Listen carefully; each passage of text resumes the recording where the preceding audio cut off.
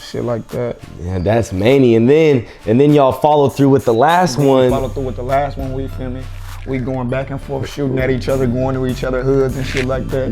The Civil War, yeah, that motherfucker was going crazy, nigga. I'm like, what? Like these niggas, it's like y'all telling a story in the song, but you also have stories within the songs at the same time. Like, I'm like, that takes some thinking, you feel me? For sure, I feel like had us in there motherfucking mad. What the fuck we about to write? Like, this shit hard. This shit ain't just like writing a normal song or nothing, you feel me? Like no drill shit and nothing like that. So how was the reaction that you got? Like, cause you kind of switched over the type of music you was making, cause you was just talking shit at first, and then you kind of started. Then I started telling stories. So how was the reaction from the fans when you did that switch over? When I did the switch over, most of the motherfuckers that already knew the storytelling, they was like, oh yeah, bro, it's that shit that we been wanting. Right. A lot of people still didn't know me. You feel me? They like, damn, what's this shit? Like we ain't heard no people telling a story like this before. You feel me? On the track, and it's like makes sense. It rhyme and it sound good. Something that a motherfucker would listen to. Right. That's Manny. And then we also seen that you had dropped them songs on Thizzler too. Yeah. So we wanted to know what was your relationship with Thizzler? Shit, I just got a little distribution deal and shit like that. And how did that play come about? Shit, just stayed down for real. Stayed down for the come up, locked myself in the studio, made Funk That Fado. Like Funk That Fado, I had that idea in my head like hella years back when I first started rapping, cause we used to play Grand Theft Auto hella tough, like me and all my niggas. You feel me? I'm like Funk That Fado, and I'm gonna put all our pictures on there. Ooh, so you been on that creative shit. I'm gonna put all our pictures on there, Funk That Fado. Then that motherfucker just took hella long. Like 3 years later, I still ain't dropped that motherfucker. And then I'm like, damn, what can I do to fuck their head up but still keep a motherfucker interested? I'm like, damn, I'm gonna do all songs about bitches. I'm like, the whole shit, it's gonna be called Funk That Fado. Niggas gonna think it's some game shit. The whole shit about bitches. Damn, so you just flipped this shit 280 on these niggas. What made you take so long to drop that shit though? I don't know. It was just I ain't had a proper tools and shit. They ain't had nobody really pushing my shit like that. The nigga Mitch really locked me in the studio and was like, bro, you gotta write some more. Like I'm used to writing 30-second songs and like quick shit, one verse. That nigga like, you gotta do more. You gotta come over here. Like nigga, you can't go home tonight. Shit like that. Right. Damn, that's Manny. So, what's your necessities that you need in the studio to make a hit? You feel me? Some niggas need some Sprite, some niggas need they drink, some niggas need this, that. What shit? Me and my nigga used to get a bottle of Bel Air, being that motherfucker. Like you feel me? We get a bottle of Bel Air, but as we got older, we stopped drinking that shit. We started drinking like harder alcohol and shit. So we get that motherfucker, get the slurring words. Get the slurring words, and y'all listening to it like this hot, this fire. Next day, nigga, what the fuck was I saying, nigga? I know the engineer was sitting there mad as hell, like y'all was like, let me redo that. One more time, nigga, real quick. Oh God, nigga, I'm like, damn, we can't be getting high like that, brother. And then like I was making this shit called Sooner. And it was like we drank like an 8 or something. Like just me and my nigga, we pulled an 8. I'm up in the studio like this, nigga, I can't even rap. Like nigga, I wake up the next day, it's light outside. I ask this nigga, I'm like, bro, what the fuck we doing here? Nigga like, bro, you fell asleep. I'm like, hell no, we gone. Didn't make no song. I'm like, bro, I don't even want this cup no more. I gave my cup away. I'm like, bro, that motherfucker dangerous. Finish the cup. That motherfucker was dangerous. Still had them here a full cup that next morning, bro. Oh my goodness. I swear to God. I remember that shit. That's crazy. I'm like, damn, we can't be getting that high no more, so we just be smoking hella weed and motherfucker probably pop a little Bel Air, but nothing too major. Nothing too crazy. What's like one of your most litest studio moments that you could tell us? Where it was just like a good ass time? It was my birthday, matter of fact, I think, right? It was my birthday, and then these niggas that I, like, they was my partners, they was my brothers, like, these niggas was really my brothers, like, my niggas. These niggas stole something from one of my other niggas and lied about it, and then that shit came to the light. I'm like, damn, we can't let that shit slide, we gotta do something about that. And then I'm like, the niggas on the gram talking crazy, like, oh, y'all niggas ain't gonna do nothing about that. I'm like, all right, fuck it. I'm gonna just go in the studio and, feel me, take my feelings out. When the studio, cause they my brothers, and I don't wanna hurt these niggas, cause like, you feel me, we was cool at that point in time. I'm like, I'm gonna just go in the studio.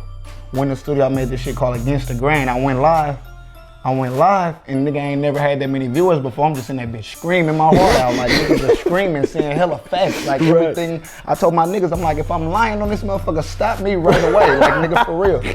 up in that motherfucker saying hella shit, you feel me? And then I posted that on the Instagram, and they like, damn, who is this nigga? After that, that's when the nigga really started getting noticed. They like, okay, who is this nigga? Like, he tripping too hard for us to not know who this nigga is. And he's saying names that I think I know, but I don't know, you feel me?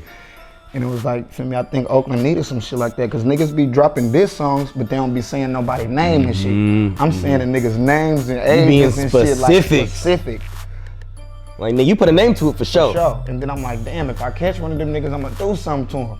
Right after I drop the song, I see them niggas, I'm like, oh yeah, that's them niggas right there. No way! Bro, let's go get that. In traffic? On my mama. And it was my birthday, I'm like, bro, go get them niggas. Pulled down there, beat them niggas up and shit. They came back up to the hood, beat them niggas up again, had a little weird ass shit start going on, ban them niggas from the hood. Damn. Like that shit, man. That shit called against the grain. Niggas gotta fuck with that.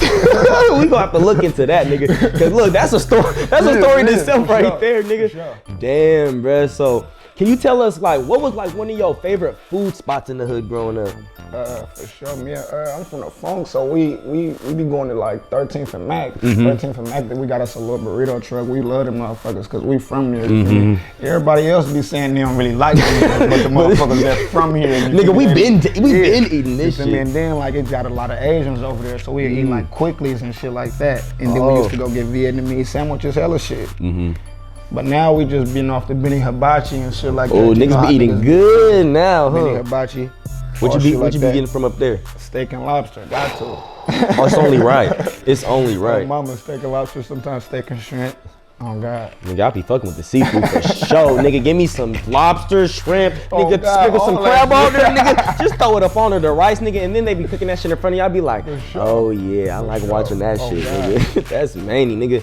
So, do you feel like the politics get in the way of niggas making music and shit? For sure.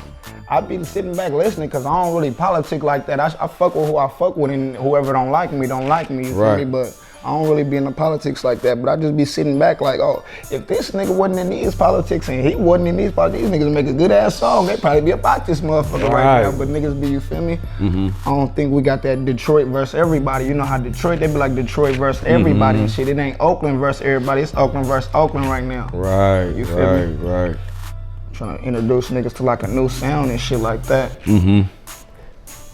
How do you feel when your homies don't repost your music?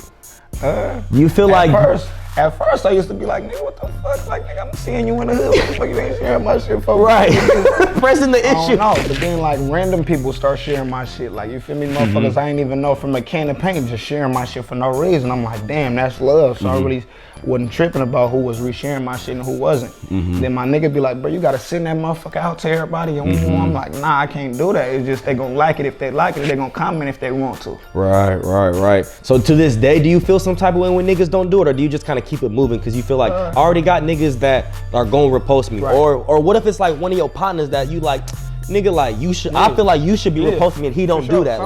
Sometimes I be like, damn, you feel me? Cause nigga, I repost your shit. Or if you repost his shit and he reposting the next nigga shit and not reposting your shit. For sure. It'd be a nigga in a higher position than you would like me. You feel me? Like, nigga, I reshare your shit and ain't no problem. Right. Like, I will respect the love niggas back. acting weird, and that shit been happening for the longest, and I done came back and brushed shoulders with a nigga now. Like, you feel me? Like, now I'm in the same venue as you, and you feel me? I ain't need you. Right. I tried to. You feel me? I wasn't asking the nigga to help me. Right, but it's like, damn, you feel me? It'd be like, damn. Nigga wasn't asking for no handout, you feel me? Nigga was just trying to, you feel me? Get a little help. I feel it. Do you got any projects or anything coming out anytime soon if we should be on the lookout for? Shit, not right now. I'm probably about to drop. Or some more singles or anything? Yeah, a couple more singles, hella more videos for them from the tape and shit like that. Get back into that type shit. Who's like your top 3 artists like worldwide, and then I say top 3 like Bay Area wise, or you feel me, like Southern California? I feel like my top 3 worldwide. I don't know, nigga. I like Kanye. You like Kanye? You a Kanye? What was you listening to growing up? I like Kanye for real. I used to listen to Tyler the Creator hella much. Like, you feel me? I used to listen to Tyler the Creator and Earl Sweatshirt, all that type of shit. So motherfucker be like, damn, like how would you make that's what I'm like music? That don't sound like you. That's what I'm saying. And like, you feel me? I just was open-minded to all type of shit, anything that sounded good. I'm like, okay, you feel me? So a nigga growing up with his grandma, and then she playing all this old school shit. I'm like, okay, when a nigga get the time, he gonna remix some of this shit. Like, you feel me? So you was fucking Was you fucking with the old school for shit? sure. Some of this shit, like, you feel me, she would pick me up from school and be like, I'd be like, man, run that one back. Like, felt myself liking that shit, like, for real. That's what's up. So what is your goals with this music shit for real? Like, where do you want to see yourself go for real? Like, you feel me? What do you want to accomplish? I just want to be able to show my niggas that this shit obtainable and, you feel me, actually get something from this shit. Like, you feel me, something that I can benefit somebody from. Feel me? Okay. And do you got any like last thoughts you want to give out to like any fans or anybody's watching right now that, you feel me, that looks up to you or wants to do something that you want to do? Oh yeah, for sure. Basically, just, it might seem like you rapping to nobody, but just stay down. You feel me? You gotta stay down for your come up. It might feel like that shit taking a long ass time, but eventually that shit gonna happen. You feel me? Nigga gotta stay true to itself. Stay true and gotta grind. For surely. And can you tell us where we can find you at on social media and shit? Shit, you can find me on Twitter, 1100 himself. Xbox, 1100 himself. Instagram, 1100 himself. It's all You be on the shit. Xbox, nigga? What games you playing on the Xbox? I be playing hella miscellaneous shit. I be fucking with zombies though. In the Cold Nigga, War. I'm knocking zombies down, nigga. Yo, I had RPD and had a little fully upgraded and shit. All types of shit. Oh, that's what's up. That's what's up, nigga. All right, y'all. So I'm wrapping up another interview. Y'all need to make sure y'all like this video. Y'all comment down below who I need to interview next and subscribe to this channel. And this is Certified Star. Hey.